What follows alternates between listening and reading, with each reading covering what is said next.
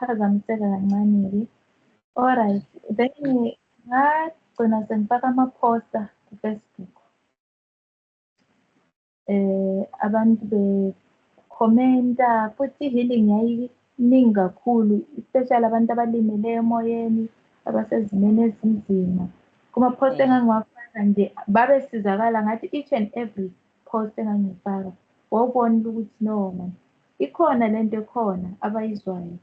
Balandela kakhulu abantu belokhu bekhomenta nje, nami sengiba nalento yokuthi yabona lento iyabasiza abantu.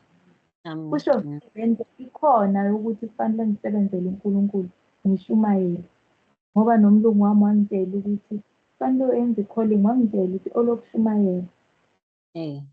Mina nganginaleyo nto nje ukuthi ngiyaqala kuphi ukushumayela. Futhi nakimi konke kwalokhu ngangike ngasho ukuthi ngicela i-last chance ngiyoshumayela, yayikhona kimi leyo.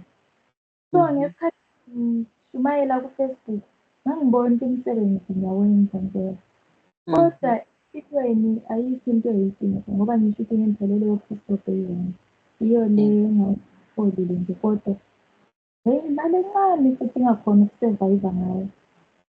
Sisi, ivolume yakho ingani isiphansi. Ingathi phansi? Mina ngiyakuzwa but ngibone ngathi laba Angeke besangizwa kahle. Uku-hold. Okay, laba bakulale I think iyabe isiphansi. Ikhatshana kakhulu i-mic yakho. Angazi umbe indlela ifoni isihlezi ngayo, angazi. Maybe indlela ifoni esihlele ngayo. Yeah, ukusondela mbo. Seyingcono. Yeah, isenguzwa. Ukuthi yabo angazi umbe yabo comfortable. Yebo, okay. Then-ke ngathi ngiyalibala ukuthi bengisithini. Bengisho ukuthi but akulanto ehambayo. Bekusasenzima empilweni, but still ngishumayela. Ngiyazi masisoda noNkulunkulu ngiyasho ukuthi baba sengishumayela manje, waye kumnyama empilweni yami, waye kungekho nto evelayo, waye kungekho nto ekhanyayo empilweni, kwenzakalani? Ngiyazi ukuthi baningi abantu abakuleyo situation manje, kodwa uNkulunkulu wayesangitraina efuna ukuthi ngize ngibe ngumuntu alright. Yikho ngithi mawuzizwa ukuthi unobizo oluthile, ubona ngathi ubizo, bakutshela kufanele uthwase, kufanele kube khona into eyenzakalayo, ungenzi niks, awuhlale phansi mamele uNkulunkulu ukuthi uthini. Noma ngabe uyagula akukubekezelele lokugula, attend isibhedlela, then uhlale ulinde, uvume nje ukuthi lo msebenzi, whatever msebenzi lo okufanele ngiwenze owubizo lwami ngiyawu-accepta, kufanele ngiwenze, but anginayo indlela. Then kuzoba nendlela ozoziveza ngayo uNkulunkulu ukuthi ufuna usebenzeni nini, kanjani. Khona it's not a easy way, kunzima, but ekugcineni ugcina usuyambulelekile ukuthi kufanele wenteni. Then ngiyaxolisa ulimi lwami solujwayele ama-languages. Ujwayele eSwatini. Yes, ngiseSwatini last week, manje ngiseMpumalanga. Ngihamba nje futhi ngevangeli. So nala engikhona ngakhulunywa iSwati endaweni. So ngicela ukuntsheka kuSwati ngoba sengijwayele kulezi nsuku. Yebo. So ningakunaki lokhuyana ne. Niqhubeke nje ngizama ukuthi amanguni azwana vele wonke. Makwenze wela ngale iphinde ningasebenzi. Okay-ke kwaqhubeka isikhathi-ke shumayela kanjalo, then wathi 2023 unyaka uqala, ngathi 2021 man ngalethelwa kuthiwa ngizogula, kune-voice eyayikhuluma. Ulele emini? No, yayikhuluma nje live. Ngizikhuluma, ayishongo ukuthi ngizogula, yathi umnyaka lo uzophela uphila, nalo ozayo 2022 uzophela, but u-2023 uzofa before June. Uyazi ukuthi, uyangizwa ne? Ngiyakuzwa i-voice of familiar ngayo, or iyo le ejwayele ukutshela amavesi, or le sokungenye ongayaziyo? Ngoba bengingakayinaki kakhulu ngoba but is a soft voice. Yes, angikaze ngibe ne-loud voice ethusayo ezwakalayo ukuthi onguNkulunkulu ngempela, but ukukhuluma umoya ongcwele kahle kahle yiyo uyabe usuke ukhuluma. So umoya ongcwele ukhuluma njengomuntu nje. So ongathi umuntu ohleli lapha eceleni kwakho sibili uyabe ngiyazi into yakho nangikwanisa ukuthi ngiyifake engqondweni yami ukuthi ukhuluma nenhliziyo umuntu ekhuluma ngenhliziyo. Alright. Umoya ongcwele ukhuluma nenhliziyo yakho.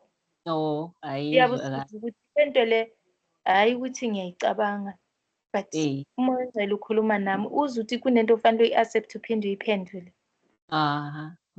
Ifikele enhlizweni lento uphinde uyiphendule futhi enhlizweni. Then-ke ngisathini ngiyalahleka kancane. Usuke ukhulumile.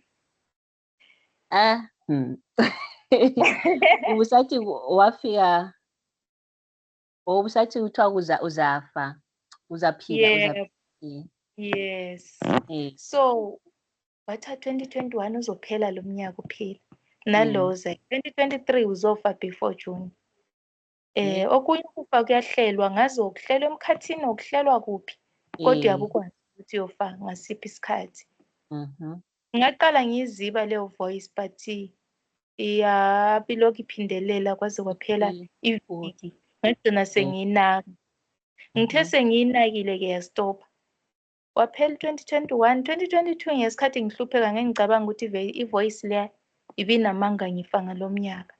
But waphela 2022 ngiright, just lokuhlupheka nje yiko kwangihlukumezile. Then ngiziprepare nje ngibe clean ukuthi ngilindele ukufa phela umnyaka wami wokufa lo futhi ngiwazi kahle. Sendiloko ngikhuluma nenkulumonyana lezi ezokuvalelisa enganeni zami nabantu abaclose nami abanye. Ngikhulume angithi uyesaba ukubatshela straight ngoba badabuka kakhulu. Kodwa enkulumeni zami nje kezwakala ukuthi kunokuvalelisa thizeni okukhona. Then kuthe 9 March 2023 ngaphathwa yisifo somqhumuzo, ngaba nomqhumuzo esiswini. Yayibuhlungu leya nto. Ngiye ekliniki until baze bangidlulisela esibhedlela ngoba yayingalapheki, yayiba worse more than. Ungaya esibhedlela? Yes, ngaya esibhedlela bangibhukhela idate ekude ngabaleka ngaya ekhaya. Babe ngibhukhela idate ngizohlolwa mhlawumbe kufuneka i-operation. Ngabaleka ke ngaya ekhaya. Kufikeni kwami ekhaya ngahamba futhi ngi-1 zangalinda uMelayisha ngoba ngembona ukuthi sekulate kakhulu.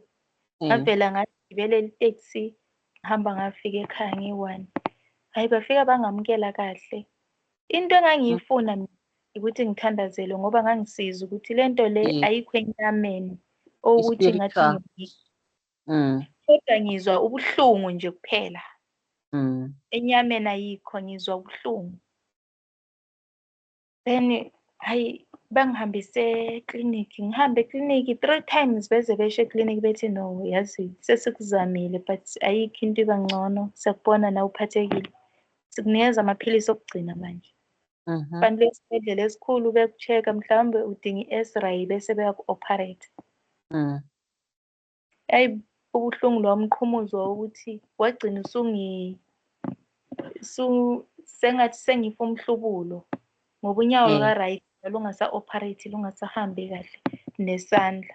Futhi into eyenza ukuthi ngibaleke eGoli ngemakhaya ukuthi ngase ngazi ukuthi isikhathi sami sokufa plus sokungumashi. Ngisalele ngo-April no-May. Ngo-May futhi kungenzeka ukuthi engapheli May ngoba before June kufanele ngife. So ngangibona ukuthi ngihlupheke kakhulu kwagcina sekucollapse nama-society wami. Manje kufanele ukuthi ngiziyele mina mathupha ekhaya. Mangifa ngivele ngcwatshwe fast ingahluphi umuntu eGoli. Then wawubona bona ukuthi yazi banethemba lokuthi ngizophila mina ngiyazi ukuthi lesi sikhathi sokufa. Ngishumayela okugcina impela ukuthi ngiyafa. Kodwa iphinde ifike le voice engihlebelayo isho ukuthi uyalingwa usekulingweni. Ngaleso sikhathi ngeke ngikhuluma ngokulingwa mangishumayela. Kodwa usekulingweni. Khuluma ngokulingwa ukuthi mawulingwa awuzithathela izinqumo, ugcina usuthathelwa izinqumo. Yikho kuba Okay. yes. NjengoJobe nje ngoba wayesekulingweni. Wayesethathelwa izinqumo bethi thuka uNkulunkulu wakho. Nabangani babemlanda bemtshela ukuthi wena Jobe kukhona ukona okwenzileyo phambi kaNkulunkulu. Xolisa kuNkulunkulu. So mina ngokunokufika isikhathi becabanga ukuthi bengithathe bengise ebantwini into ezinjengalezo. But mina ngangifila ukuthi lento le ayifuni bantu le. Ngifuna ukuthandazelwa ngoba ngiyezwa ukuthi into le ayikho enyameni ungumqhumuzo. Umqhumuzo akusinto ongayirabha njengesihlabo. Isinto ongayirabha. Amaphilisi ngase ngiwa-overdose ngoba amanye vele angingasawezwa ngase ngiphuza i-Grandpa kuphela. Uparacet ngangasekuzwa futhi nayo ngangiwaphuze u4 ekuseni ama-Grandpa. I-Grandpa i1 strong ngayo. Ngaphuze u4 ekuseni. Engibalele 3 hours ngiyabe sengifuna amanye futhi awu4 ngoba i1 vele ibingasebenzi. Uhlungu ebengizwa bebuningi. Then-ke babefuna ungihambisa yazi omama ukuthi indlela thina esithwala ngakhona umntwana sizwe ubuhlungu omhelo ungenza noma yini ukuthi usize umntanakho. Then wabona uhamba vele wadlula kwelinye isonto-ke bamtshela ukuthi no akabuye nembuzi lana nembuzi sorry simgeze ngayo ngegazi lakhona. Uthe abuye ngitshela ngahle ngathi mama mina mina ngifuna ukufa nginje le yokugeza ngegazi lembuzi cha. Ayi wakwada wathi wena mntwana eqinisweni vele ufuna ukusinda unenkani. Sizama ukunela usizo but awufuni ngathi no ningithandazele nje kuphela. Babesinda behluleka ukungithandazela. Babehluleka. Then-ke eklinikhi bangitshela ukuthi hayi manje sesikunikeza amaphilisi okugcina ume phela la uye esibhedlela. Uyabona udoctor then angeke sisakuthatha la eklinikhi wena ususiya kudoctor.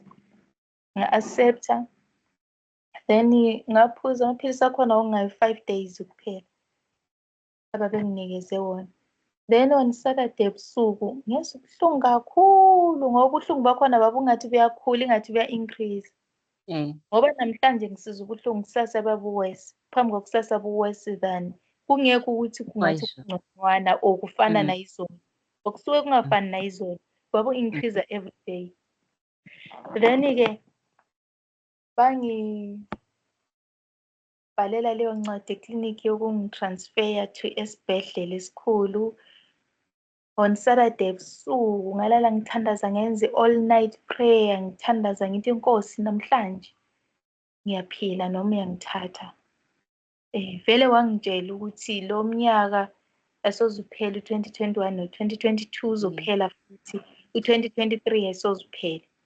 So ngicela ukuthi ungithathe ngingaphuzwa lobuhlungu engibuzwayo kwanele manje.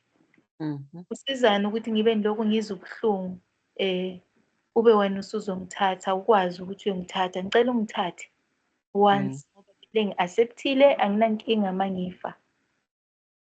Ubuhlungu kwasokuyinyanga or kwasokudlula inyanga ugula? Yes, ngoba ngangiqale ngezi9 zikaMashi ngaleso sikhathi ngo-24 April.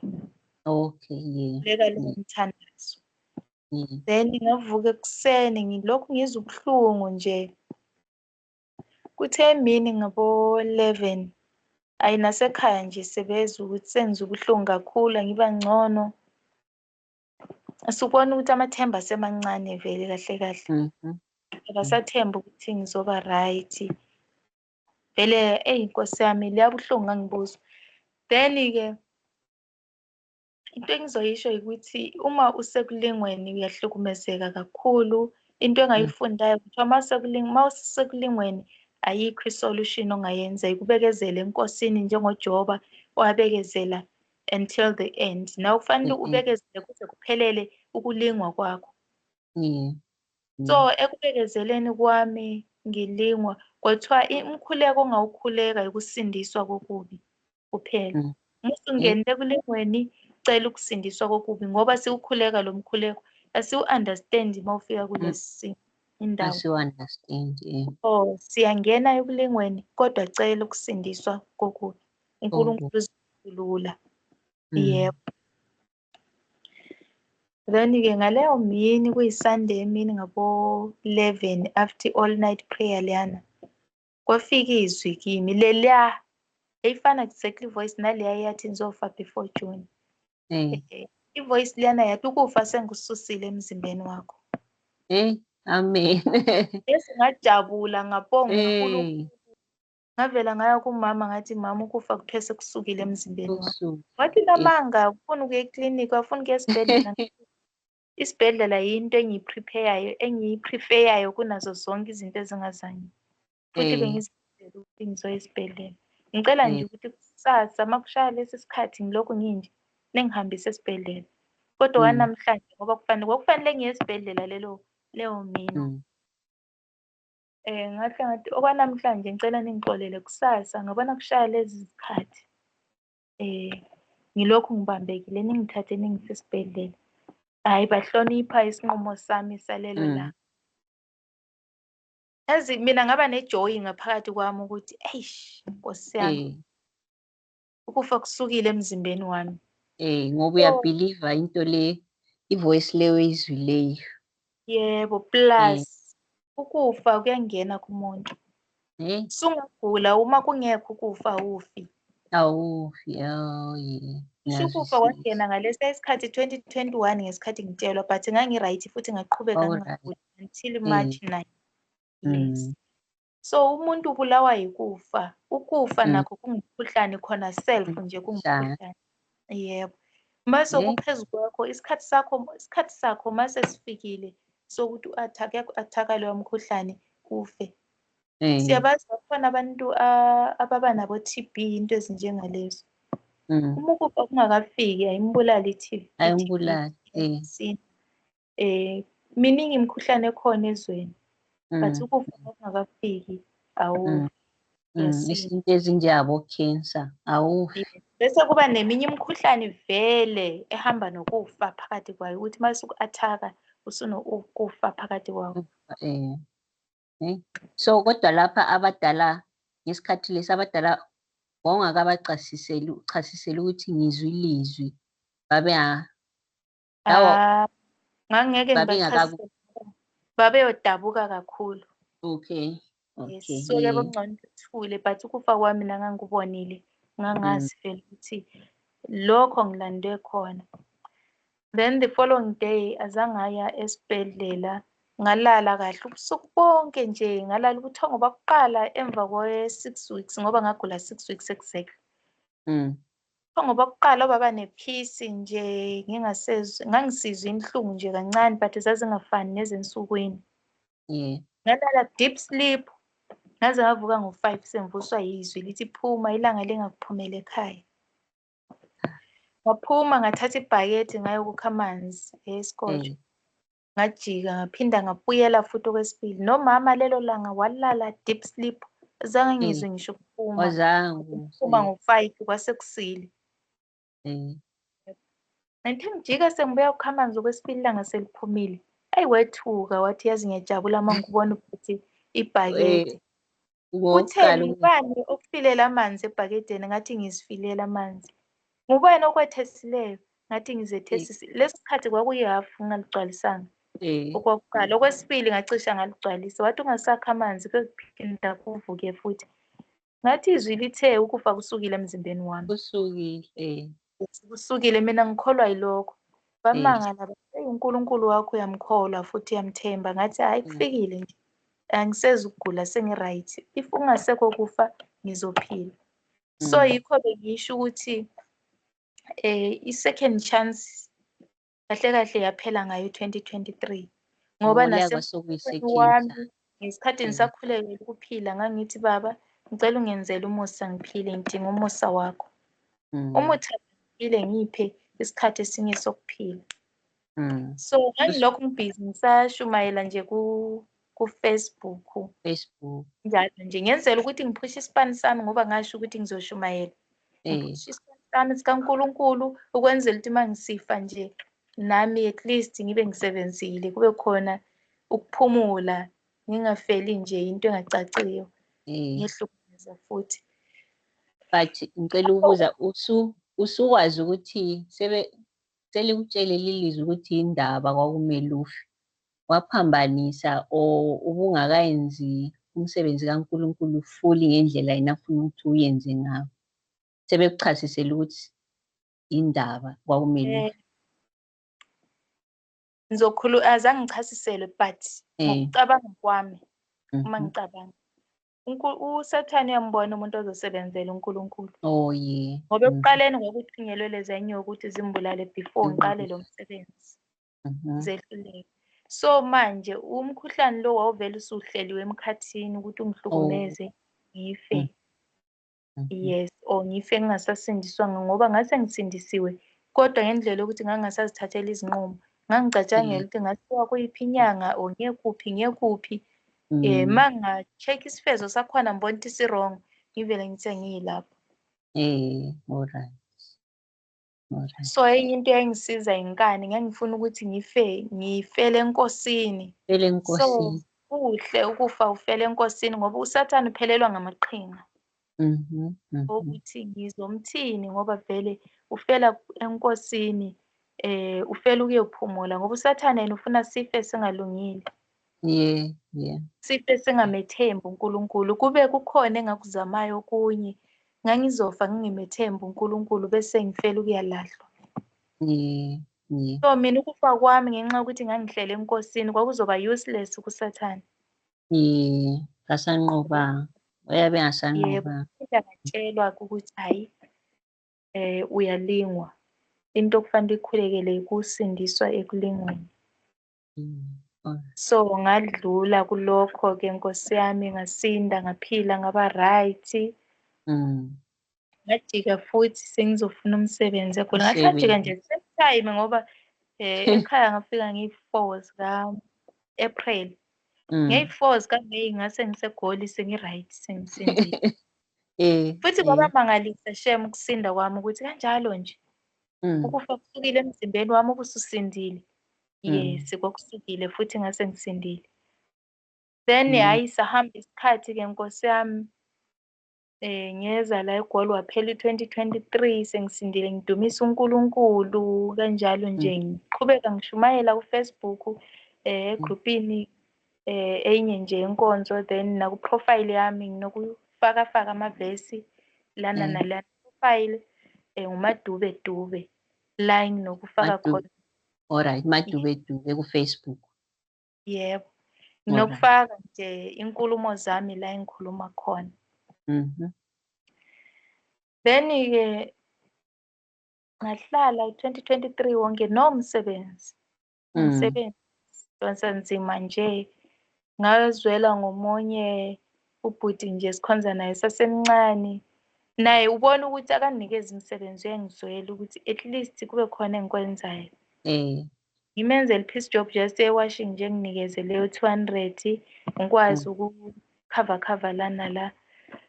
Ngahlala nje futhi kwakuyi once a week. Ngahlala u-2024 wonke donsa nzima kunzima empilweni. Phenduke ngiphinde ngimngabaza uNkulunkulu uthi uphi kanti ngihlupheka kangaka. Sengivumile i-calling ngiyashumayela kuFacebook. Waye enganikeza umsebenzi ngithi ngihamba ngobungcwele ngoba ngikhohlwa ngaleyo kuhamba ngobungcwele. Ngithi ngihamba ngobungcwele ngibe ngi-right phambi kaNkulunkulu. Yes.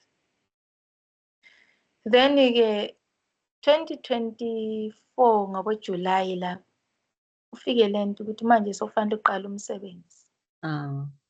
Hamba uyoshumayela Phumelezweni. La Phumelezweni uhambe uyoshumayela. Ngathi ngiyoqala kanjani wathi njengoba ushumayela kuFacebook usushumayela lento engikwambulela zona qala manje uzishumayele ukhulume ngazo. Ngayibuza ukuthi ngizoyaphi futhi nje ngobani abazongimamela. Waphela uJuly waphela uAugust ngoba akukho easy ngeke uvele phonguphakama. Kunzima.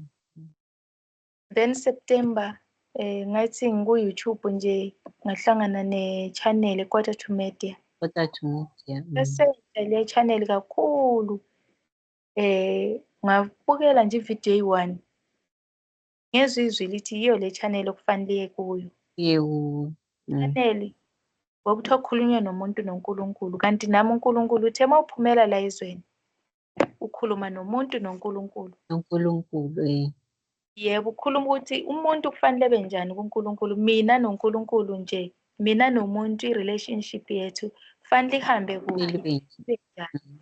Yes, ugxile kulokho. Then ngavuma-ke ukuthi okay kulungile ngizowuqala umsebenzi. Kuyikuthi kuningi uNkulunkulu angifundisa khona before nje ngiphumele kubantu. Even amabandla wathi angifuni ibandla. Cela ukudedela lo msindo odlule. Alright. Hayi, usedlulile. Okay. Wathi angifuni ibandla eliyochitheka ngaphansi kwesandla sakho, but ngifuna uhambe ushumayele ungilandele abantu bami. Ngasho ukuthi mina namahloni 1, okwesibili angazi into engizoyikhuluma kubantu. Wathi hamba, angifuni ibandla elizochitheka esandleni sakho. Kungamane kwakheke amanye amabandla abakhona. Lamabandla akhona ephethwe ngabantu. Abantu mabaphenduke belapho, bekhule belapho.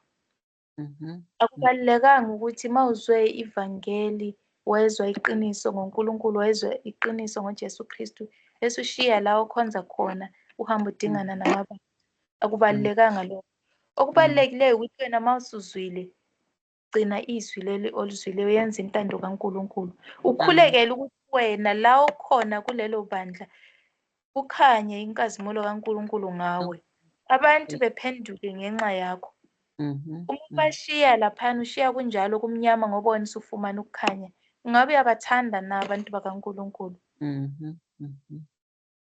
Ngoba uma kukhona la ubone kukhanya khona awubabonise nawe inkazimulo, but lokho kucela enkosini futhi ukuthi kube khona abaku-understand-ayo. Yes, akube njalo-ke. Then nga-understand ukuthi uNkulunkulu kahle kahle ufuna ngiphume phandle ngiyokhuluma. Wathi ukhuluma nomhlaba, ukhulumi nabazalwane, ukhulumi nabantu abaphendukileyo, but ukhuluma nomhlaba. Uma ngikhuluma nebandla lami ngithi khuluma nebandla lami, ngiyabe ngisho ukuthi ukhulume ngendawo okuyo. Like njengamanje ngoba ngisho ukuthi last week bengiseSwaziland. Ngangiye ebandleni laseSwaziland. Hayi ibandla elithile mhlawumbe iZion Church eseSwaziland, cha.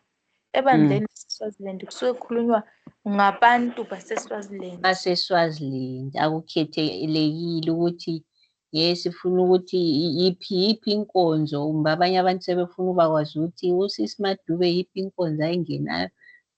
Uba ukhuluma ebandleni likaNkulunkulu, ebantwini bakaNkulunkulu. Alikhethelekile ukuthi ungena yiphi ichechi, kutheni umuntu kaNkulunkulu. Futhi la ngihlelela khona izinkonzo ubaba uNkulunkulu akangihleleli ukuthi ibe sechechi ngifikele echechi, cha. Ngifikele emzini nje. Emzini nje. Then bese kwenzeka inkonzo lapho. Kuyabe kuhlangene abantu behlukene nje ngezinkonzo. Omunye Pentecostali, amaZiyoni, abapostoli, konke nje omathibaba kuhlangene nabangakhonzi futhi ndawonye. So lapho uNkulunkulu yabefuna izwi lakhe likhulunywe lizwakala, omunye nomunye elithathe elifakaze la akhonza khona or la aphila ekhona. Njengoba sizaphosta ividiyo le liyidlulisela kwabanye. Ngizwe ngathi ukhazini wakho uyayifuna umama wakho kumele azwe, dlulisa kuye la dlulise abantu bezwe ilizwi likaNkulunkulu. Sure. Yebo. So ngafanisa njengamanje nje ukuthi uhambo lwami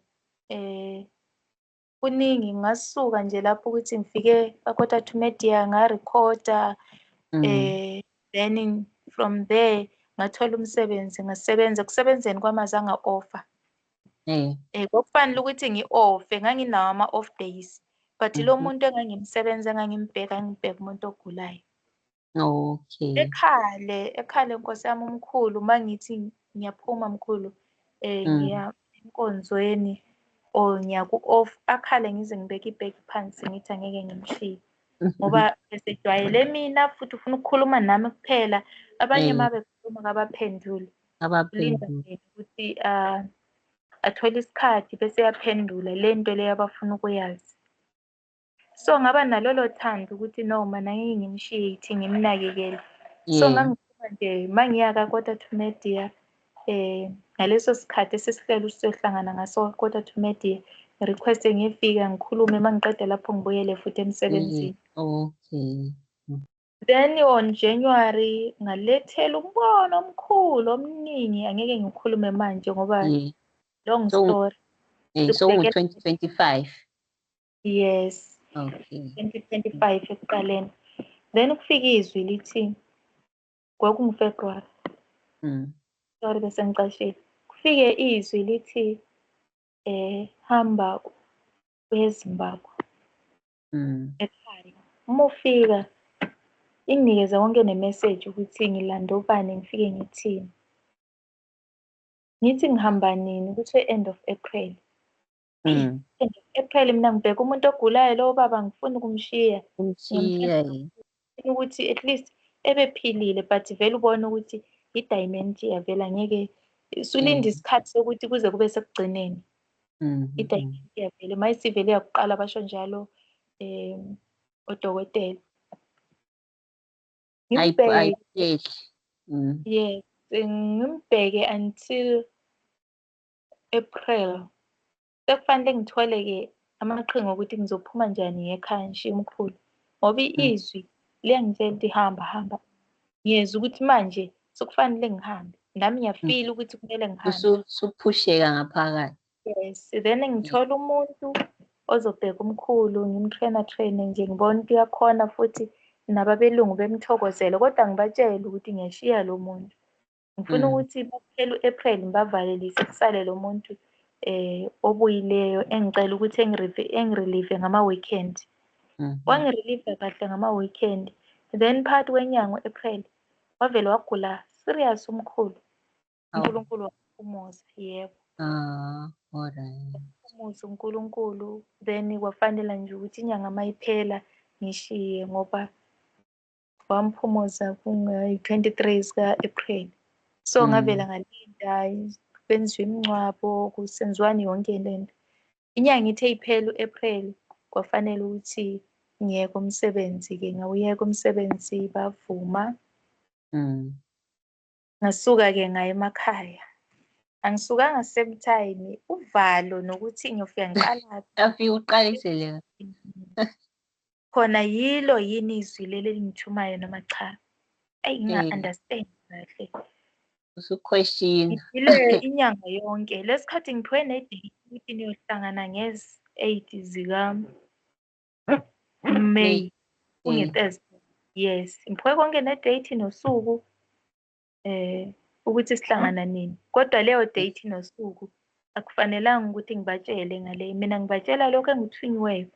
Then usuku abazolibeka luzoqondana nalelo langa naleyo date. Okay. Fika izi-8 zidlule ephela uMay.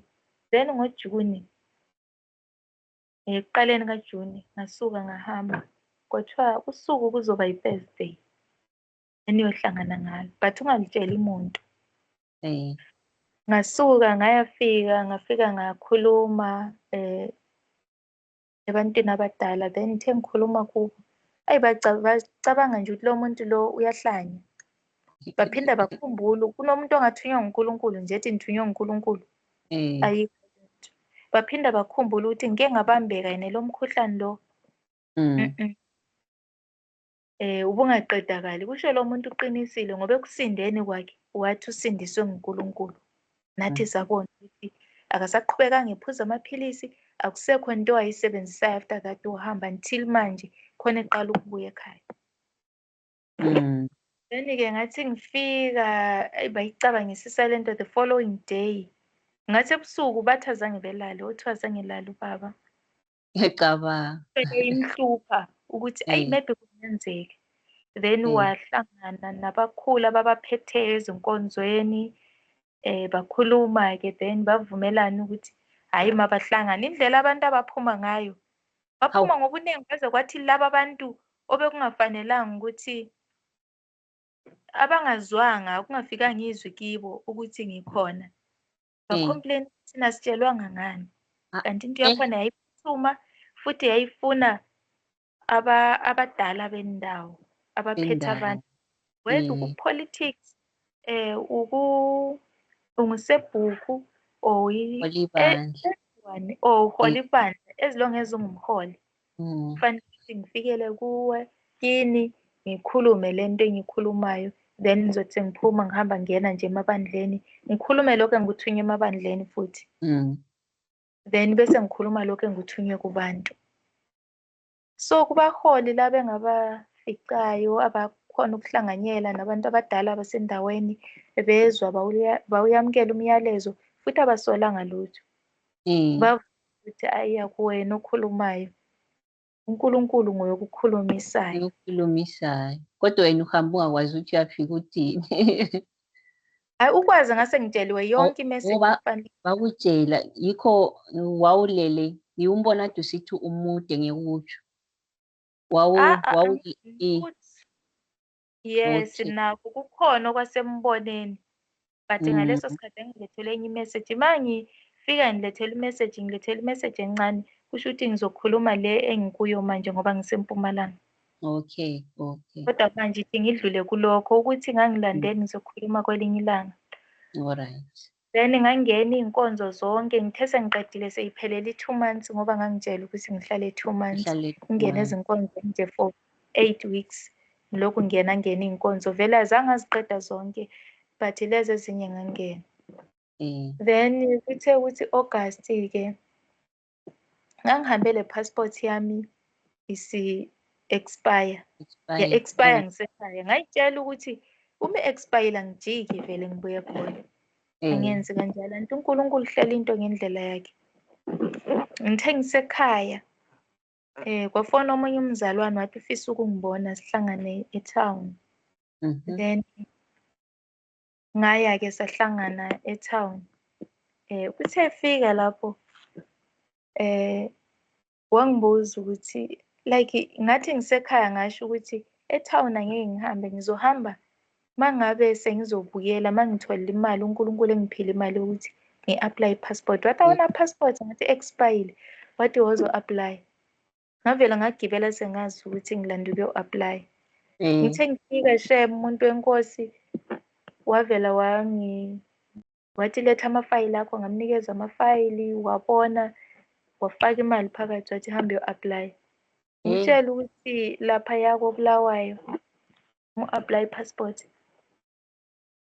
Kune-queue enkulu kakhulu ukuthi abantu babambelana amalayini, ufike udize ukuthi uzongena. But mina zange ngiqede even 10 minutes ngilaphaya. Ukwenza kwenkosi. Ukwenza kwenkosi kwaba nomuntu ongena nami straight ukuthi akangibambise ilayini.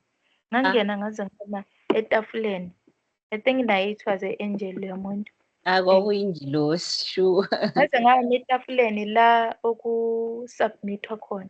Ngithe ngifika into engayenza ifaka ama-fingerprint, kufaka i-signature, kushuta isithombe, ngaphuma ngahamba. Umama loya wayesebenza wangifilela amafomu wami, wathi letha ama-documents, wafila yonke into. Ukuthi kwenze kanjani nami kwaba yisimanga, in 10 minutes ngisengiphumele. Yes. Hayi kwakumoya ongcwele wawuhamba lawo, wahamba lawo. Then yaphuma i-passport, ngangakayilandi. Then kwathi omunye ubaba owayekhona kuleyo meeting yabaholi nje bendawo, ama-head village, waseBhuku, abaphathi bamabandla kanjalo nje. Wabuya wazokhuluma, wathi kusasa ngizokuthatha ngikuhambise enduneni. Ngathi hayi, wathola mina ngingekho, watshela ababekhona. Then ngithe ngifika ngithola lowo mlayezo, ngavele ngavuka ekuseni ngalunga. Wabuya wazongilanda vele wangihambisa. Ngifika ngahlala-ke ngakhuluma naye, I think ngathatha maybe 4 hours ngikhuluma naye. Ubaba umlisa wasendaweni.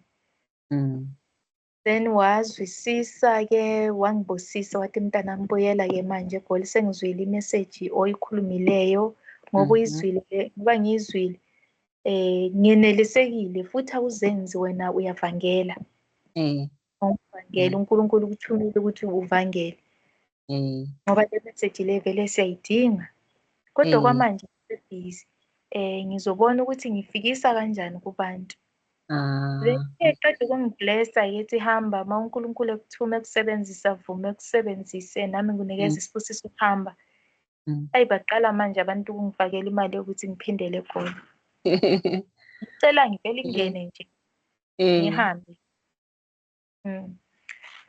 ngeGoli kuhambe kahle ngifike ngihlale 3 weeks after 3 weeks ngaba nohambo lokuya eSwatini ngayosebenzela eSwatini wawusuthunyiwe futhi khona la hayi owazihambile yes ngathola umsebenzi eSwatini kwafanele ukuthi ngiye eSwatini ngihamba ngahlala kodwa ngangazi ukuthi uNkulunkulu uzongisebenzisa ngilapho kodwa hayi shuthi wayefuna ukuthi engibonise eSwatini nabantu baseSwatini nje ukuthi banjani ngafika ngahlala 4 months khona ngajika-ke January sengisikhaya 2026 ngoDisemba ngisekhaya 2026 angisabuyelanga eSwatini then during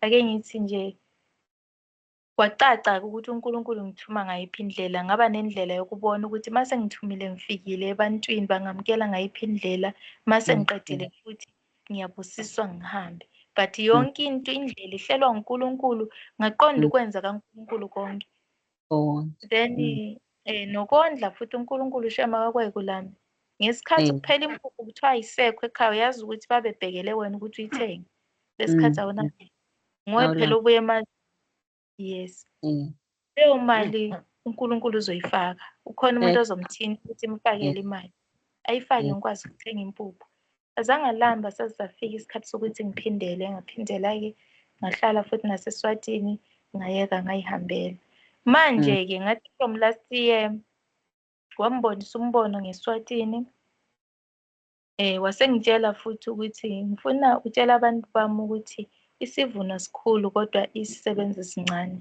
eSwatini then wasengilethela-ke nemessage ngaphansi kwalokho about isivuno sikhulu isisebenzi sincane then ngihlale nakho imessage le igcina isingishisa ukuthi kufanele ngihambise eSwatini kodwa ngiyihambisaphi ngoba phela ngisasebenzela eSwatini nokhona noma ngisebenzela khona ngiyafika uqalaphi nje yaqala anginadirection ngihlale ngilinde the right time until ngaze ngafika eSwatini nothi la engangihlala khona kwenye indawo endaweni yaseMliba mina ngangihlala eMankayane then endaweni yaseMliba kwaba nentombazane engilandelayo uma ifunda ama-podcast waqala egula ecela ukuthi ngimthandazele ngamtshela ukuthi ngikuthandazela but uNkulunkulu uthi ufunda incwadi yokuvuka kwaLazaro uthandaze mase ngikhulumile ngezwi ukuthi uthandaze njani ufunde iphi incwadi then bese uyathandaza yenza njalo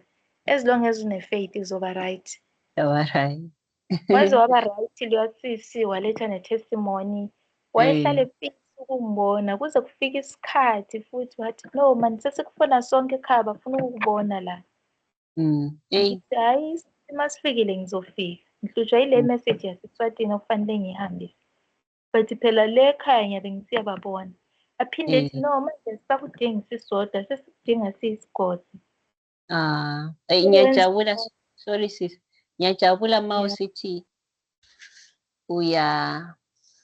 uyatshela umuntu uyamfundela incwadi uthi funda incwadi eBhayibhelini then ususithandaza ngendlela le umuntu uyasila ngokukholwa mayela ukukholwa mphongo kuba lokujabula angazi ukuthi ukujabula abantu but bemphongo kuba lokujabula ngaphakathi ukuthi hayi ngempela uNkulunkulu khona thina nje yithi esingamkholwayo kumbe angazi yithi esingamkholwayo singawubhiliviyo but ngempela uNkulunkulu khona uyasilisa abantu njengoba Peter ngijwayele ukuthi ebantwini njengoba Peter babekhona ngoba labana abafundi bakhe ukuthi basala benzani namba abaprofethi bethu bayasenzela bayakhulekisa oPaul babehamba indawo zonke besenza nabantu oStefani baze bababulala.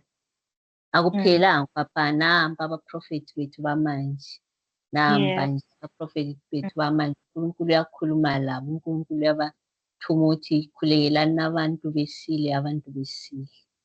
Yebo. Ngoba eqinisweni ukuhamba kwami ngisekhaya ukhona omunye ubaba wangilandayo nje ngingedwa wathi mntanami ngiyezwa ukuthi uthunywe uNkulunkulu, ngikuzwa ngawe. Kodwa mina ngikholwe kanjani ukuthi uthunywe uNkulunkulu? Ngathi mina uNkulunkulu ngimbuzile lokhu ukuthi bayokholwa kanjani. Wasethi kimi ezami ziyalizwa izwi lami. Ilizwi lami. Nase zizwile zizongilandela. So ezakhe zizokholwa zizwe izwi lakhe. Wasesithi ayikho enye into ongasibonisa ngenye indlela mhlawumbe abagulayo ubasindise, njengokuba siyabona abanye abantu uthola begiqika kanjalo nje bathandazela besinde. Kulukiswa abantu abagulayo abangahambiyo bephethwe ngamadolo behambe. Kanjalo abaphethwe izifuba kanjalo nje nemikhuhlane yabantu abadala leyo BP nani nani. Akukho ongakwenza yini ukuthi sisinde ngoba singabantu abadala? Ngathi uNkulunkulu mina into angitshele yona ukuthi ngizokhuluma izwi, ngingaxobi izinto zokuthi ngizosindisa abantu ngenzeni. Ngeke ngenze into angitshele yona, mina ngizoyenza into angithume yona. Ngizoyenza lento angithume yona. Hayi wathi hayi ngiphendulekile mntanami. Ngahlala nginakho lokhuya ukuthi vele kuthiwe ngizokhuluma izwi, ngilethele message engiyilethileyo. Akushongo ukuthi ngisindise abantu ngenzeni, ngenze ama-miracles. Cha, angikho desperate for ukwenza lawo ma-miracles. Ukuthi abantu baprove. Vele wangitshela ukuthi ungaziprove ukuthi ungumntwana kaNkulunkulu noma nguthumile. Okholwayo uzokholwa, ongakholwayo futhi naye kulungile. Ungayiprove. Uthi waze wathi uyakhumbula incwadi le owayiphupha une-19 years uLuka 4. Ngesikhathi ngithi uSathane ethi kimi uyindodana kaNkulunkulu, ngatshintsha lamatshe abe yisinkwa udle ngoba usulambile. Ngathi kulotshiwe ukuthi ungayilingi inkosi yakho. Yes, so bakhona abazothi ukuthi sibone ukuthi ubuya kuNkulunkulu sipruvele ukuthi nokuthi. So ungaziprove ukuthi uthunywe yimi ubuya kuNkulunkulu, ungabi desperate for that. Ngoba uzoba desperate ugcine uyenza ezinye izinto ukuthi uma ufika endaweni kubonakala ukuthi uthunywe yimi. Angifuni ukuthi wenze kanjalo. Sokusiba yi-pride la kuwe. Yebo. So ngahlala nakho namanje ngiye ngakubuza ukuthi ngoba uthi ngiye eSwatini abantu bakholela ukuthi mase besindi like kube khona abazosindiswa ini. Wathi ngithe nguthuma ngutshele ngathi ngingulizwi, ulizwi okuNkulunkulu, ulizwi owayekuNkulunkulu, ulizwi onguJesu Kristu. Abantu mabayamukele uJesu Kristu. Ngicela ukuthi noma umamele la ngiyakhuluma njengamanje.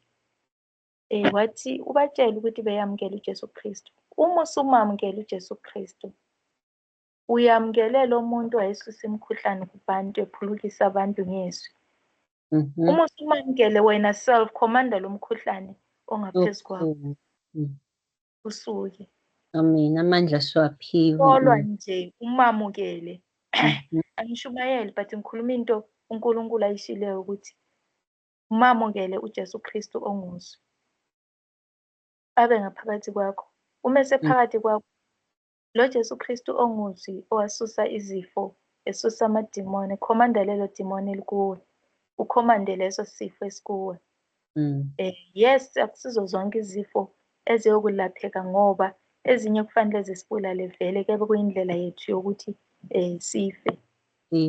But zikhona ezinye ezidalwa ngamadimoni nakho konke okunye or imikhuhlane nje iyimikhuhlane engahambi nokuba imikhuhlane ehambela yodwa yokusinda.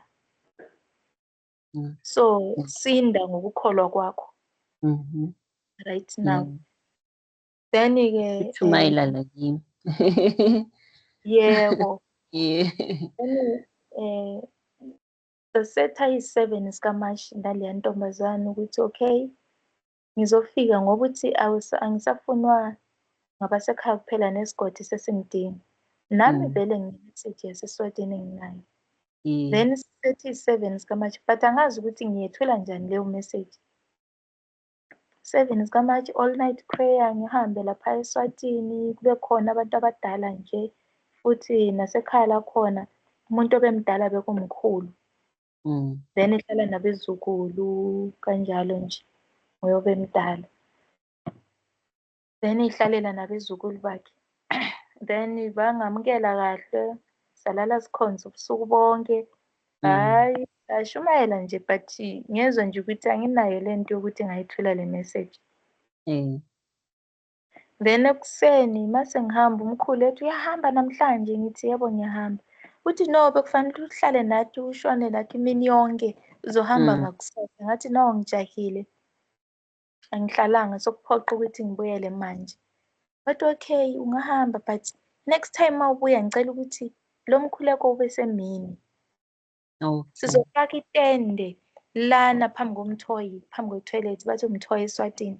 Phambi komthoyi, usuke lana nje uyehle ize ifika ngale itende, sifune nezitulo abantu bebe baningi. Ngizophuma ngihambele imizana le ekhona la eduze. Sibuye sidle izwi ngoba siyalithanda izwi. Siphinde sithandaze nje, kuyaba kuhle kimi ngoba akukaze kube nenkonzo lana. Ngiyafisa ukuthi ibe khona. Kuyabe kungokokuqala futhi kuyabe kungokwesibili ngoba manje sibe khona. Ngicela ubuye mntana.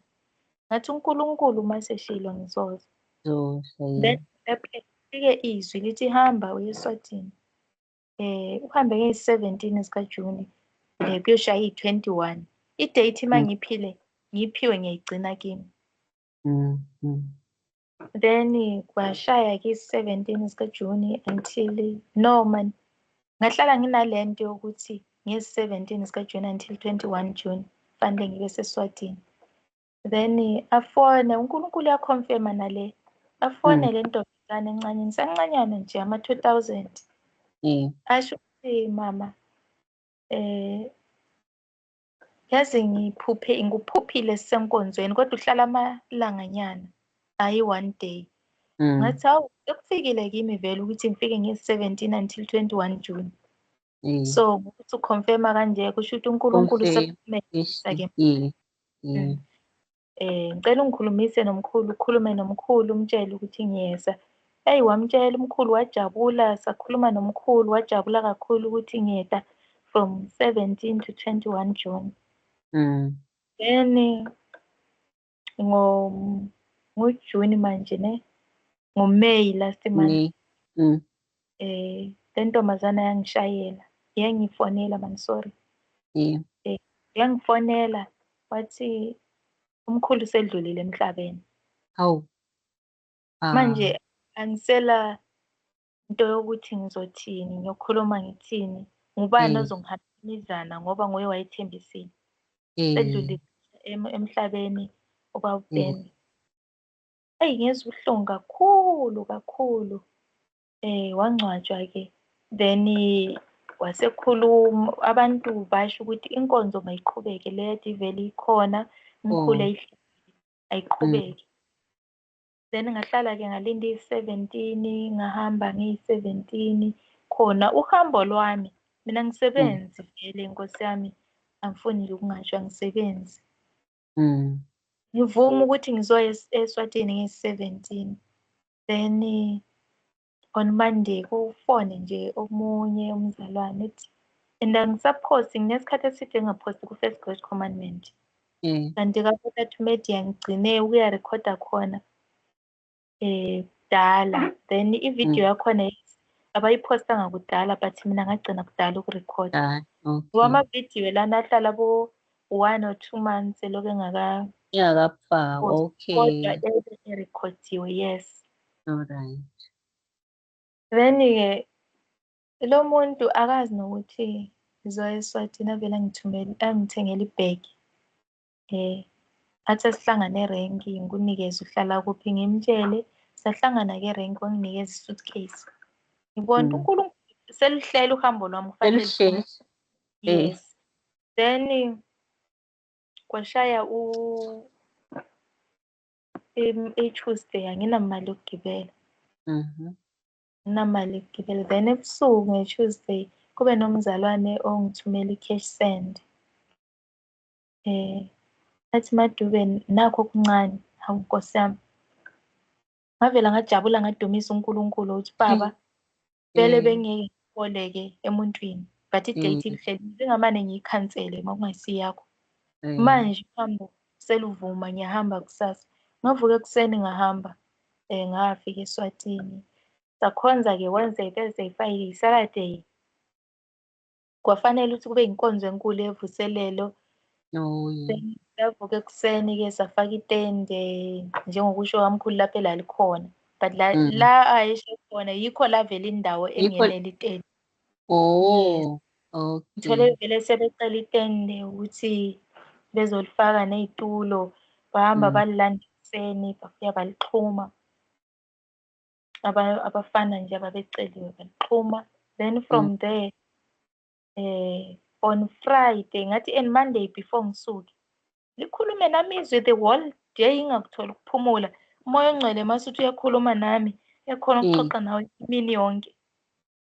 Even around ebantwini khona la uyezwa nje ekhuluma bezwa abantu uzwa wona umoya ongcwele. Umuntu lo ngikhuluma naye but ukude ukude mani akangiva ngathi umuntu one-stress. Kanti khona engumameleyo ngaleso sikhathi. So uyabuthula uconcentrate elizwini. Yebo. Alright. Then bese uyakhuluma ukuthi ungahambi nomuntu osuka naye la. Wona wawungitshele but wawusuphinde okwesibili. Ungahambi nomuntu osuka naye eSouth Africa. Ungazi-organizela abantu. Ngoba yebo. Ngoba manifika le nizothatha inkonzo niyenze yena. Mina ngifuna inkonzo eyohlelwa yimi. Alright. It's okay. Manje ngale ngizosebenza nobani ngoba mina ngithe ngiphenduka. Ngavela ngaqala ukuvangela. Ukuqhutshwa kwenkonzo angikwazi kahle but ngikwazi ukukhuluma izwi. Ngizoqhubeka inkonzo ngivangele ngenzeni yonke into ngoba ngifikele emzini nje. Abakhonzi kule muzi. Manje ngenze kanjani? Ish. Ngikhathazeke. Athi hamba kunabefundisi la uyakhona. Zikhona inkonzo la oyakhona. Ngithi ngingacela umfundisi ukuthi eze emzini wabanye abantu. Ngicele nebandla lakhe lonke ukuthi lize sizokhonza kwabanye abantu. Nami ngikhulele esintwini akukho right. Plus umkhulu obekufanele kube nguye oba-approachayo akasekho. Kusele ingane zodwa lapha. Nazo mazihamba zi-invite abantu abantu ababathathi serious. Ethi uyakhumbula umoya ongcwele ungikhumbuza ukuthi uyakhumbula ukuthi wakhonza nabo bani kulobuya busuku. Ngithi yebo ngikhumbula kahle. Ethi uyakhumbula ukuthi kwakunabogogo ababili laphaya. Hamba kubo yibo abazokukhokhelela. Amen. Ngihambe ngiyofika eSwatini nge-Friday yakhona ngahamba ngayobona ogogo ngabachazela ukuthi ngifikile eSwatini ngithunywe lokho nalokho. Ukuthi ngizokhuluma nje ukuthi isivuno sikhulu izisebenzi zincane. Ekuqaleni kwalowo mbono before izwi leli likhuluma ngaqala ngalethela umbono kusiba nomuhlwa namagenga egcwala umhlabathi wonke waseSwatini. Ukuthi kwenzakalani. Bathi abantu bami bengaphenduki ngizowuqalekisa nomhlabathi. Umhlabathi lo uzowonakala. Then akushongo ukuthi ngiyetshela abantu baseSwatini ukuthi umhlabathi uzowonakala. But uNkulunkulu wayekhuluma nami. Sengikhulumela emntwini onaleso siphiwo okhethwe uNkulunkulu ukuthi emsebenzise ukuthi emamele sisi ukuthi kuthiweni. Wayekhuluma nami ethi ngoba ubona lo mbono abantu bami bengaphenduki ngizoqalekisa umhlabathi wabo. Kodwa ngisho ukuthi uyebatshela ukuthi umhlabathi uzoqalekisa ngoba uyabethusa. Ifiye sebengikhonza ngizofika nalo laphaya ukuthi mina ngithe isivuno sikhulu kodwa izisebenzi zincane. Abakhuleke enkosini ithumele izisebenzi zibeningi eziyokuvuna. Okay-ke ngikhulume nabogogo ngibatshele imessage yonke nokuthi hayi vele ngingumvangeli ngisebenza kanjani. Ngabona ngifike endaweni kusho ukuthi kuyabe sekuyikho lokho uNkulunkulu esekhulumile nami. Then from there-ke bathi okay sizoza enkonzweni ngoba sasinawe last time and sakuthokozela ukuba nawe, sizozwa enkonzweni naye. Sifinyelela ukuthi sibatshele sizobatshela. Nakanye ekuseni fika, kanti lo sisinyana lo uye wafaka invitation egroupini. Kwenye igroupu-ke then kwase kusuka omunye ubhuti usuka kude la asuka khona. Acele ahambe efona nje ukuthi kukuphi la okunenkonzo khona aze fike. Yes, uma sefikile leyo bhuti mina nginesicelo ukuthi inkonzo ngizobe ngilokhu ngiqhuba ngedwa ini ngoba phela la kusaqhamuka abantu abangakhonziyo kuphela. Nabefundisa endaweni omunye uthi ubambekile omunye uthi ngithi inkosi uthe ngizosebenza nabantu bangale. Bafi manje. Bawuphi? Abanye abefundisi. Bengeke beyale nabazalwane engikhonza nabo bazoza. Afike lo bhuti. Uma efika nje kufike kimi ukuthi nguye lo ozoba umfundisi namhlanje. Ngimcele sikhulumisane nje ngimcele ngithi bhuti ngiyacela ukuthi ube umfundisi wosuku namhlanje. Ushumayele izwi, mina ngifuni ukushumayela. Ngizokhuluma engithunyiwe imessage ngoba kufanelanga ukuthi ngixube izinto. Imessage njengoba injalo iyi-original ngingashumayeli but ngikhulume lokho engikuthunyiweyo. Sithi hayi kulungile. Ufike omunye futhi ibhutinyana nkosi yami emncane naye. Ngimcela ukuthi ube ngu-MC, abe ngu-MC impela avume. Sesisebenza kahle until inkonzo iphele. Lo bhuti ofikileyo usuka kude ukuthi mhlawumbe kungaba abo 80 k's from la esikhona khona. Obeze enkonzweni. Hamba ugibelile. Amateksi. Okay. Bazofika. Like maybe usuka njengasePitoli. Inkonzo ibe njengaseGoli. Uyabona? Yes. Weza-ke wazofika sakhonza. Mase siqeda ukukhonza. Uthi mina ngiyadlula ngeMpumalanga. Nami lesikhathi nginohambo lokudlula ngeMpumalanga. ngeMpumalanga kuphi? Uthi ngeMpumalanga eMadeni. Ngithi awu ngicela ungilayele indlela yokuya lapho ngoba angiyazi mina indlela yokuyafika eMadeni eMpumalanga. Athi uyagibela uhambe uyokwehla eBhode eMananga. Then from eMananga amateksi after iBhode yiwaze kuthatha ekubeka la uyakhona nomethu yakhe. Hayi sihlale manje sixoxe kakhulu ngendaba zevangeli lezi, sixoxe abantu bengahambi, sesixoxe inkonzo siphumile. Kwagcina sekulate. Hayi sasesithi ngcono lilale-ke la ekhaya.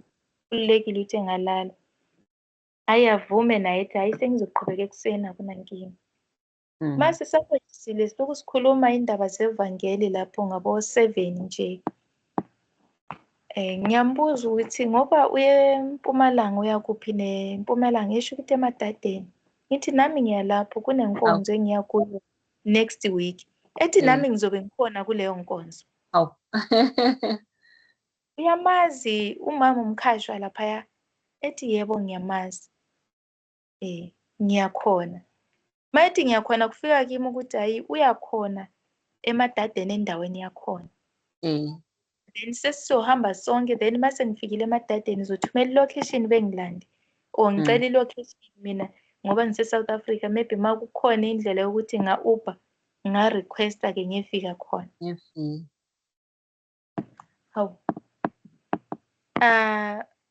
Afone yena uthi nginomuntu oza kuye. Ufonela lo mama esiya kuye umama omkhashwa. Uthi mama nosisi la oza kuwe. Uthi ungisisi Madulu. Ethi lowo muntu useSwatini. Ethi yebo ngiseSwatini benginaye la enkonzweni. So sikhonze sonke namhlanje nje sasizana kakhulu enkonzweni. Nami ngakhuluma izwi waletha ubufakazi. Waletha imessage abeyilethile. So uthi uzoza lapho. Ethi yebo ngimlindele vele kufanele ukuthi eze lapho kufanele ukuthi asuke kusasa. Ethi angisamshaya ngizovele ngikhuphuke naye. Ukuthi umama lo uyazana nalo bhuti. Ngimthinte nami umama lo. Ethi yazi ngiyamangala ukuhlangana kwenu. Hlanganiswe inkosi. Lo bhuti lo uzalana. Mayethi uzalana ngitshela ukuthi uye endaweni yasemadadeni. endaweni around. Umuntu mayethi ngiyethembisa, ithembisa enkulu. Ngihamba sonke sifike sihlukane ethembisa, nami ngiye kweyami indawo la engiya khona naye. Hayi, Hawu kanti ukwenza kaNkulunkulu kungenye indlela. amanga Sonke sayehla ebhodi eMananga. After ibhodi umama lwana evele ngitshela ukuthi hayi ngizobe ngizokulanda ebhodi. Abuye silande ebhodi. Usilanda ebhoda nje siya emzini oyi-1. emzini oyi-1. Emzini eyi-1 futhi so inkonzo eyi-1 next weekend. Inhle inkosi. Yey, Akwazi ukuhlanganisa abantu, sure. sahlangana ngaleyo ndlela ibufakazi nje kimi. Ufaka Lo mama esefika kuyo kuyikuthi sike safonelana 2 months back. Engifonela engitshela ukuthi hayi bayaphenduka abantu, siyakulandela kakhulu kaKota to Media. Sizakala kakhulu nabantu bayaphenduka. Kodwa inkinga esinayo asinayo imfundisi lana. Ngimtshele ngithi na-ke ungakhathazeki kakhulu. Umfundisi ukhona but usesengumuntu osesemusha omncane, akakashadi, uzoshade lapho, uzokhulela lapho.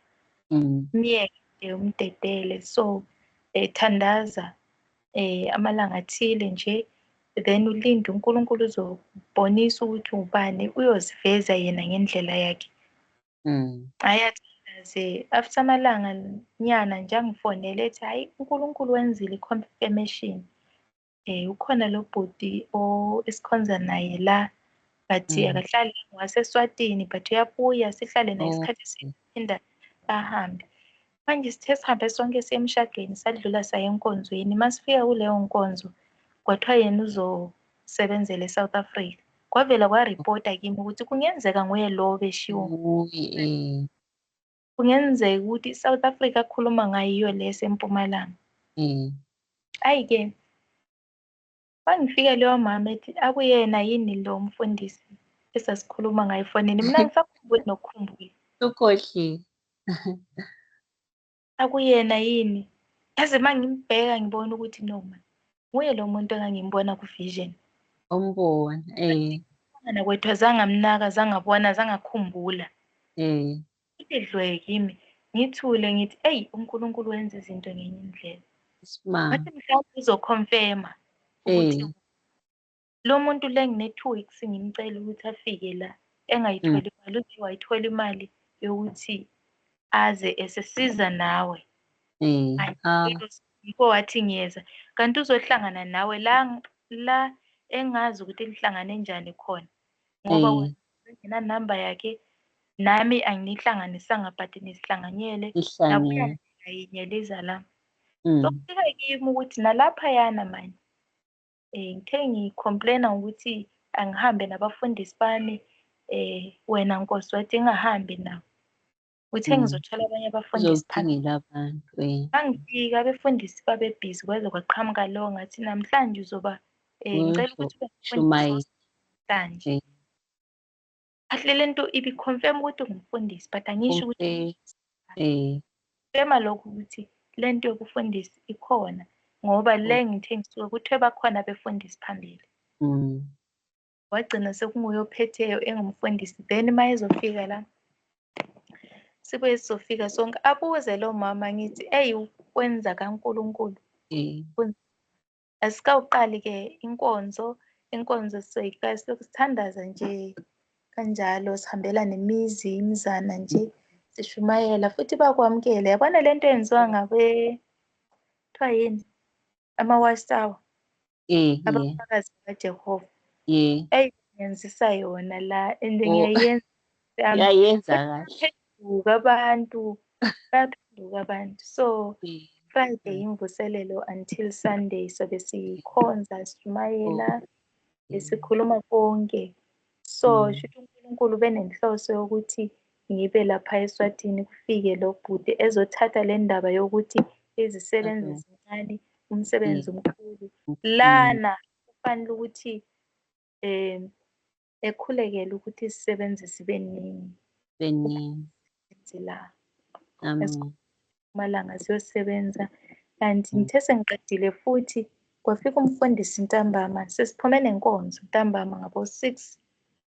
Kwafika sangena inkonzo kancane-ke sathi izwi ngavalelisa ukuthi hayi kusasa ekuseni ngizovuka ngihamba. Then loya mfundisi lamazwi amancane nje engiwadrophileyo wathatha walekelela ukuthi wafaka okunye ewasekhenda lawo mazwi.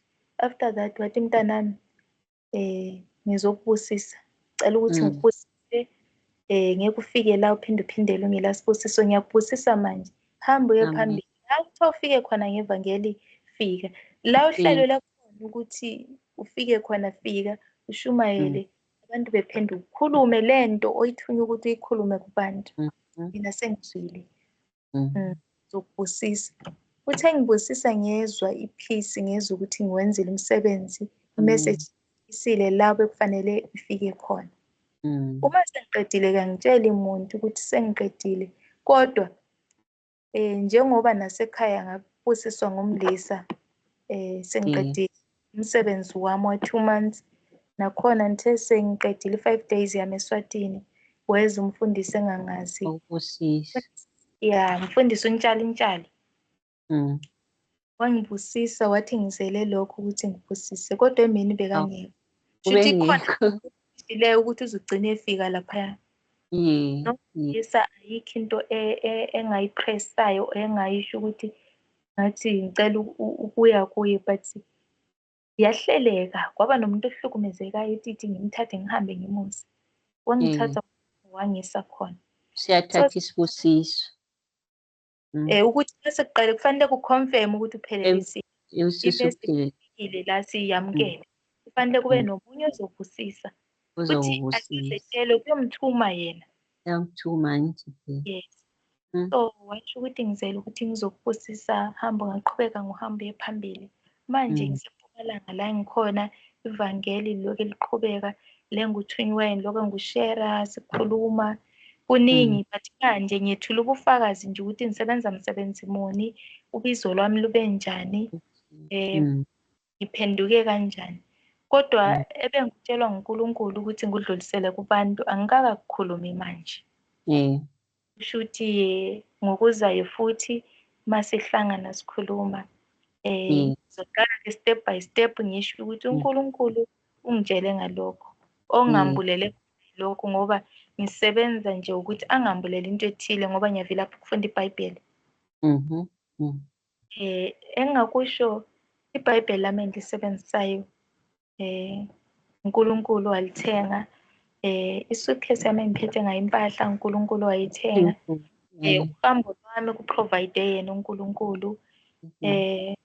I-passport yami kwaprovide yena uNkulunkulu. Ngine-passport nje uNkulunkulu, eyami yayise-expire futhi ngangenayo imali yoku-apply. So uhambo lwakhe uyali-provide ngendlela provide ngakhona. Uyavuma nje kuphela. Ma ususpect ukuthi kungenzeka unobizo, linda luze lumanifeste lodwa. Bekezela uNkulunkulu akwambulele, eyambulele wena kumanifeste kodwa lokho kufanele ukwenze. Ngoba nigcina nise-initiate-wa endaweni ezirong. Ningasebenzela umbuso wobumnyama, ningasebenzeli umbuso kaNkulunkulu. Yes. So nje asikhulekeni, uNkulunkulu ukhona, uJesu ukhona, uyaphila njalo uyaphilisa. Izulu likhona. Nesihogo futhi sikhona. Ulandelayo makwenzeka futhi ngizokhuluma ngombono wami engawubonayo. Ngibona amazulu omathathu, izulu lakuqala nelesibili nelesithathu. But ngaqala ukulethelwa ngezulu lesibili nelesithathu. Elakuqala yilo engilokhu ngililethelwa ngikhuluma ngalo kakhulu ukuthi abantu mabaziphathe kanjani ukuthi befikelele ukungena ezulwini lesibili nelesithathu. Ngizokuchaza ukuthi ngakulethelwa ngayiphi indlela. Kunobubi bomhlaba like le yamazulu, kwathiwa i-topic ngithi uyaphi umuntu uma efa. Then bomhlaba. Ibalulekile, I think abantu bengayithanda bezwe. Umubi Phambuke kuphi. Bese kuba khona futhi inkolo. Khuluma ngenkolo, uNkulunkulu engambulela ngezinkolo. Zikhona imfihlo azivezayo lapho about inkolo. So konke lokho ngisazokukhuluma kuningi nje angambulela khona engakusherela abantu okuhambuleke kimi ngoba eqinisweni bengingenalo iBhayibheli futhi ayisomfundi weBhayibheli ukuthi ngathi lezi zinto. But iyakwambula kimi. Mase kwambulile ngenxa yokuthi nginenkani ngiyabuza ukuthi njani. iBhayibheli bese ngilethelwa ivesi elilekelela lento engiyikhulumayo eyanjulwe kimi. So indlela nje engisebenza ngayo noNkulunkulu engihlangane nayo ngaye nomsebenzi engiwusebenzayo ngiwusebenzela uNkulunkulu yiwo lowo. Amen. So la engasuka khona eZimbabwe baphinde futhi bangifonela bangitshela ukuthi siyakudinga ukuthi uzoqedelela umsebenzi ngoba manje siyezwa ukuthi lento le siyasihlukumeza manje ukuthi lezi zinto azikhuluma la kufanele zifike ebantwini. Ngithi vele imeseji ngesikhathi ngilethelwa kwathiwa uhlangana nabaphathi bendawo kuqala nabaphathi babantu kuqala, then bese uhambela izinkonzo, nginemeseji yezinkonzo, then bese kuba imeseji yabantu. Okay. Kusho ukuthi abantu azange ngithole isikhathi sokuthi ngiyethule. Iyoza kuyenza. Yiso sokufanele ngibuyele kodwa uNkulunkulu sengihlelele ukuthi nini. But lawo days angeke ngize ngiwakhuphe. Bona yibo abazonginikeza ama-days. Mabenikeza lawo ma-days azohlala exactly. Kulawo ma-days. Yes. So kungekudala nje ngathi Sunday ngizobuyela eGoli la ngiphila ngikhona right now. Umsebenzi sengiwugqibile eSwatini noeMpumalanga. Ngiyohlala ke ngilinde uNkulunkulu ukuthi ungithumela kuphi. Mangabe futhi kufeziwe lokho abengidalele khona emhlabeni kusho ukuthi ngizohlala nje ngoba angihleli ukuthi mina sengifuna ukuya endaweni ethile, mina ngifuna ukuya endaweni ethile. Melela inkosi kuJesu. Yes, mawukuthi ubengithumele nje ukuthi ngizoya eSwatini ngeMpumalanga ngiye eZimbabwe soku-right ukhulume nakumedia ungahlala eSouth Africa. Ngiyohlala nginethezeke ngihlale nomndeni wami kanjalo nje sikhululeke siphile nje kube right ngoba ngivele ngiphakame ngisukumele ngizihlelele ithopiki bese ngiya kubantu cha. Ngiya nje mangisetshenziswa inkosi. Hayi siyabonga sisi. Siyabonga ubufakazi obuhle bukaSisi Madube. Siyabonga uzoza futhi azositshela ngazi usoqayisa kuphi next time maybe ngamaZulu ngamazulu amathathu uThekwini maybe sizaqala lapho. Yikho la kufanele siqale khona. Yes, ngizobachazela ke ngezulu lesibili nelesithathu lokuthi umuntu uyaphi ema-Efa. Lokho ngalethelwa kuthiwa bhala ukuthi umuntu uyaphi ema-Efa. So ngangibhala ngisephusheni. Ngithe mphaphama ngavela ngakubhala kuFacebook. Mangabheka 2023 ngoFebruary 28 February 2023 kuFacebook into engayibhalayo. Kwakuthiwa umuntu uyaphi ema-Efa. Then lakuqala ngalilethelwa maybe from after 2 weeks lapho. Namanje imessage engilethelwayo ukuthi abantu baphila kanjani ezulwini lakuqala benza kanjani. Yes. So kuningi ngizokukhuluma masiqhubeka ngoba mangayiqala manje akusindaba engaphela. Uma sengiqala ukuthi ngikhuluma into engayanjulelwayo kuba yinto ebande kakhulu ukuthi ithathe itopic yona. Ithathe i-hour lonke or more than an hour. Alright. So ngiyabonga Sis Presence ngokuthi ungi-invite ukuthi ngizokhuluma. Engikuthembayo ukuthi kukhona la imessage le okufanele ukuthi ifike khona ufakazi lobu la kufanele kufike khona. Engikuthembayo ukuthi uNkulunkulu bakhona abantu ofuna ukubathinta ngalo bufakazi khona la kufanele ifike khona. Mina bengingafinyeleli khona. Kubo Yebo. ngoba eqinisweni leya channel ye-First Great Commandment kwathiwa ngiyenze kodwa ngiyayivilaphela ngiyavilapha so if ngingazwanga nje ngiyayihlalela ngiphosta kuyo ma kunento engiyilethelwe ukuthi ngiphoste kuyo kodwa nje ma kungekho lutho ngiyahlala nje anginankinga. Yes. Sizabe silihambisa lathi ngapha ngezinye izindlela siyadla ivangeli. Ngiyathokoza kakhulu uNkulunkulu naye emazulwini usho njalo ukuthi phakathi kwezimvu ezingu-100 ukuzuzakala kweyodwa nje kuba injabulo ezulwini. Kimi nasezulwini siyadumisa ukuthi ukhona ophendukileyo. Ngiyathemba ukuthi bayaphenduka futhi abantu ngobufakazi ngingakakhulumiswi.